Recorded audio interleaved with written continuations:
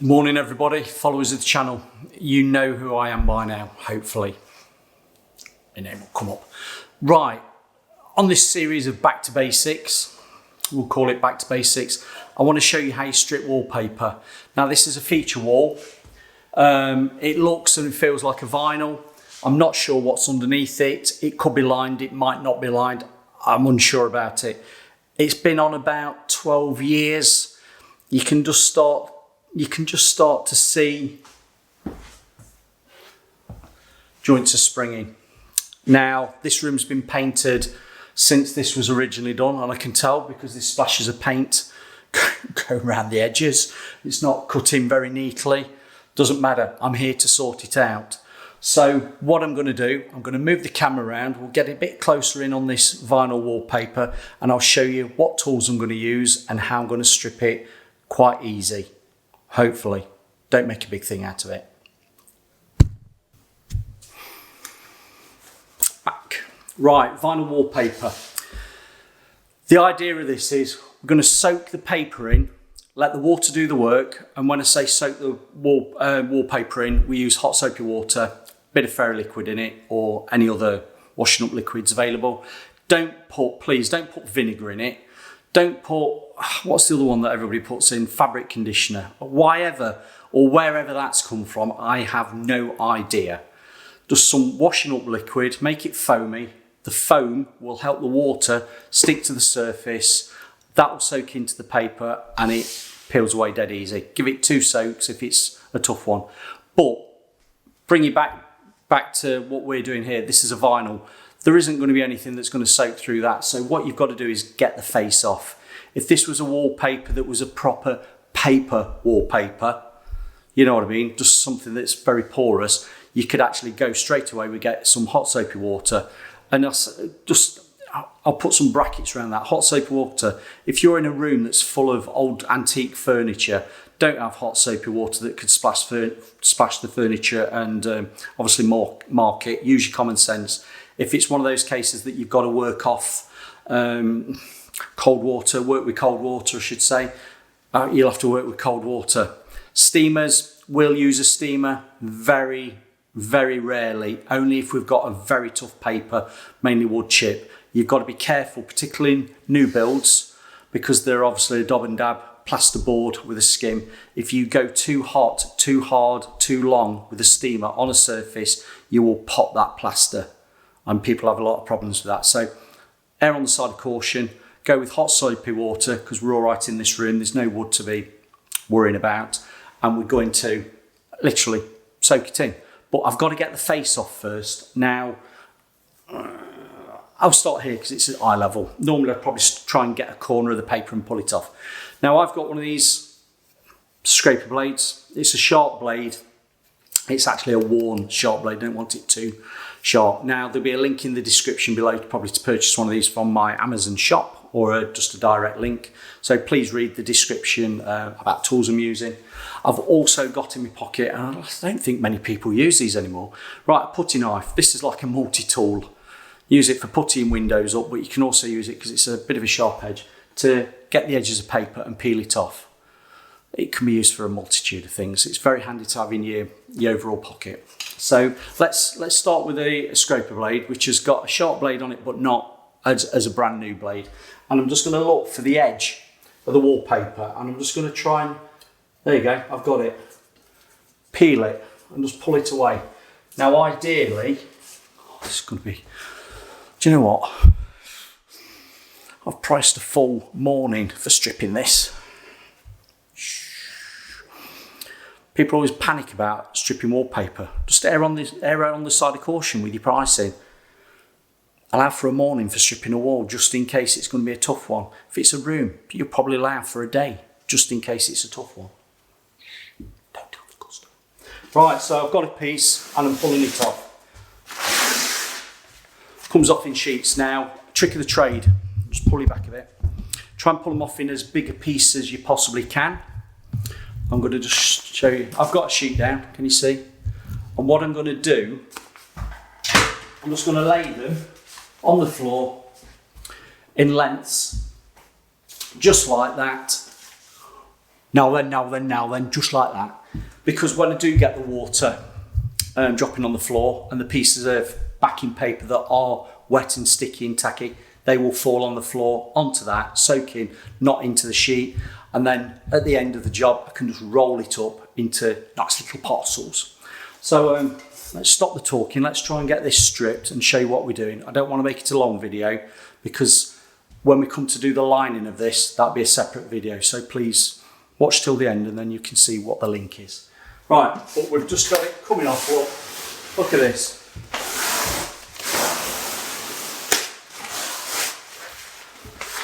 This is what we like. Now, if you were dealing with a blown vinyl, let's call it blown vinyls, you know, ones with like a polystyrene relief on it that's got a texture. They are the similar sorts of paper. You get the face off. We call them duplex, anaglypters, things like that, where they're a two paper system. They've got a backing on and then a top paper, and you can peel the top paper away from the backing. This is what these are. This is like in two pieces. I can get the face off and it leaves a backing on. But duplex papers are more the anaglypters and your blown vinyls. Now, if a blown vinyl was on here, it would be the same principle. I'd be able to pull the face off.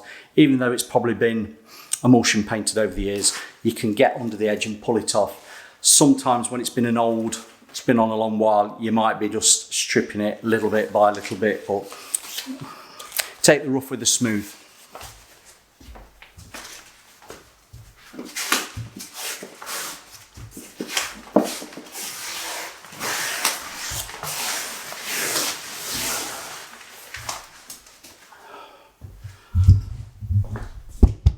I think with that you can get the idea on how easy this is going to be.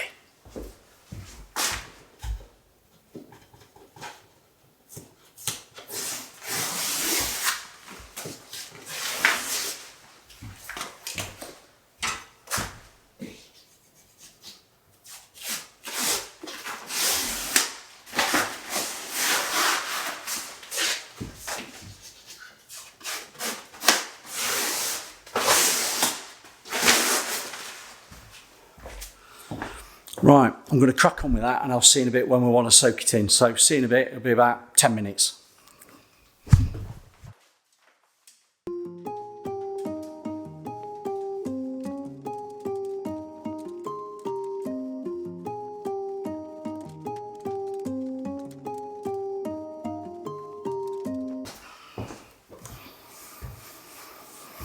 Right, that was just a quick zip through of what I'm doing. Started at the top because any water running down can just get caught on the wall. All I've got is an old emulsion brush. It's only 4-inch. I've got plenty of soapy water in there. I'll do a link to some fairy liquid or something in the description. Start at the top, let it work its way into the surface and let it soak. I'm going to try it after I've done one soak and see how it comes off. It'll probably need 2, so I won't subject you to that. Now, some people will use a garden sprayer, spray it on and let it get in that way. If you want to use that, you can do. I won't advise to use a roller because it could be sprinting water everywhere. You might not want to, you might use that.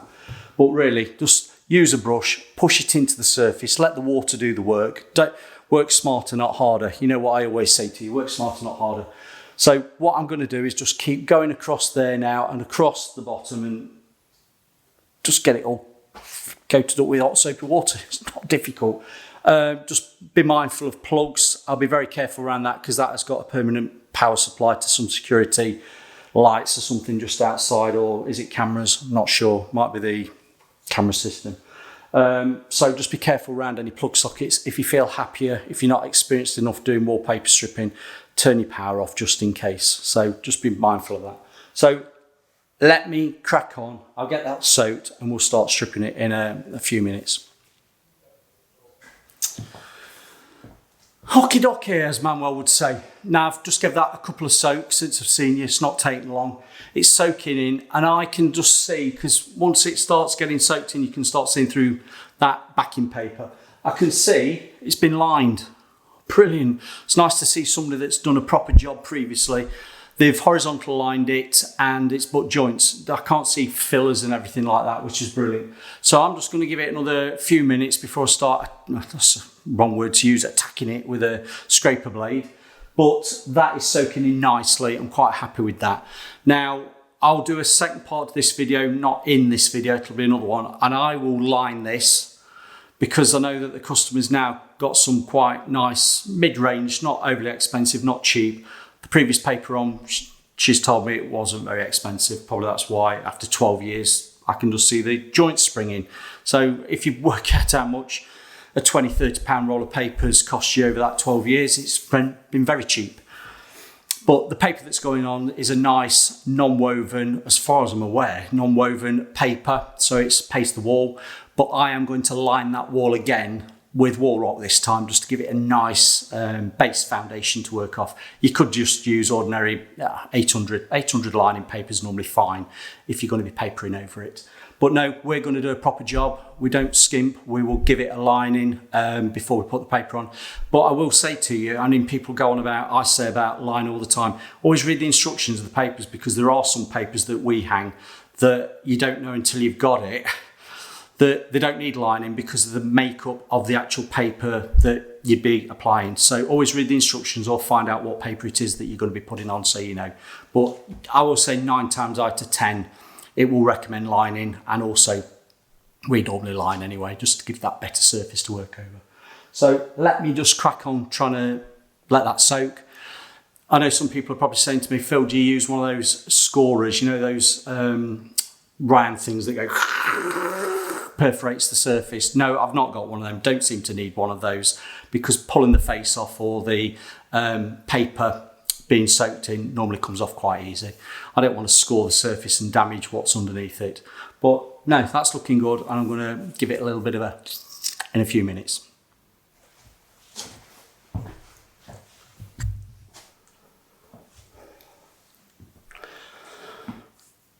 It's the gift that just keeps giving.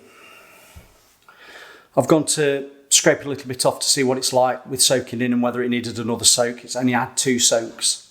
And I've gone with the Offler. Yeah, was he in Frozen? Want to build a snowman? Anyway, scraper blade. I've just got it, and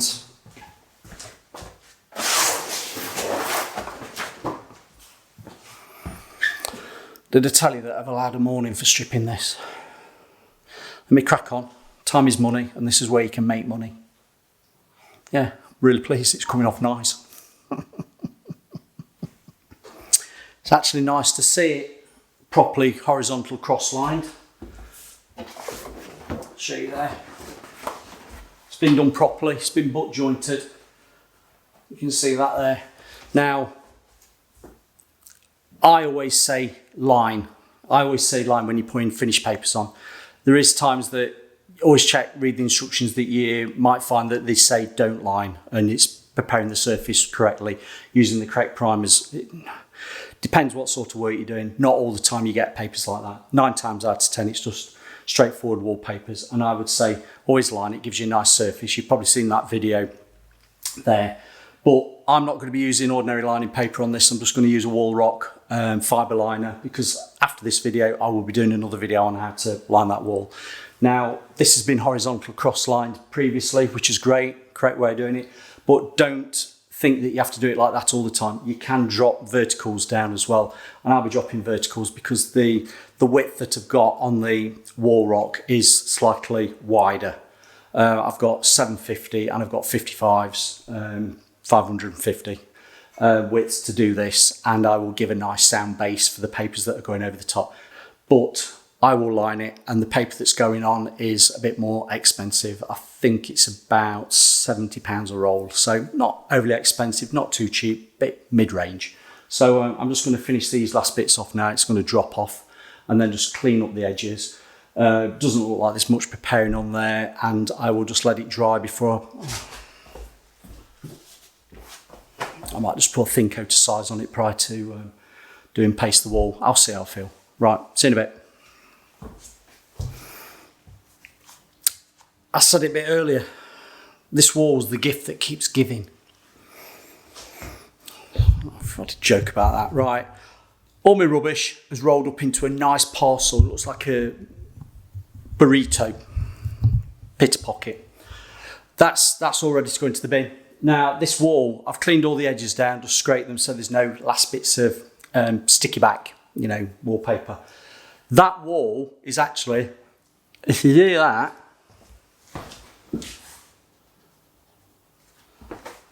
I can feel that there's still enough paste on that surface that I won't need to size that because it's not a porous surface. All I will do is get a bit of used sandpaper, just last bits of cleaning down around the edges, and make sure that it's all ready for lining, and I'll get the lining paper on, because the lining paper that I'm putting on is the wall rock and it's paste the wall. So with that wall being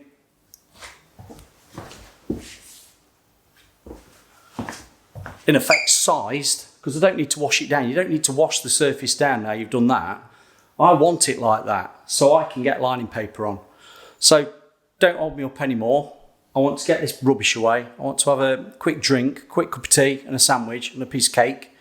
And then my next video that will be coming up probably at the side or whenever you're watching it, will be showing you how to put wall rock on to a feature wall, which isn't really any different than doing if it was doing the whole room. But that is brilliant. It's been a nice paper to strip off, and this is where we make our money. Thank you very much. If you're liking the content, please have a look at the links below, because super thanks are very much appreciated. People buy me a coffee, even more appreciated. And if you're supporting the channel by using if you're supporting the channel by buying anything off the Amazon, I can't even say it, Amazon associate links that I'm now affiliated to, that's very good. Thank you very much for that, because I do get a small commission out of that, only small. It doesn't cost you, but I do get a small commission from Amazon. So without further ado, I'm going to go and get my drink now, put the kettle on, and back with you on another video showing you how to line it.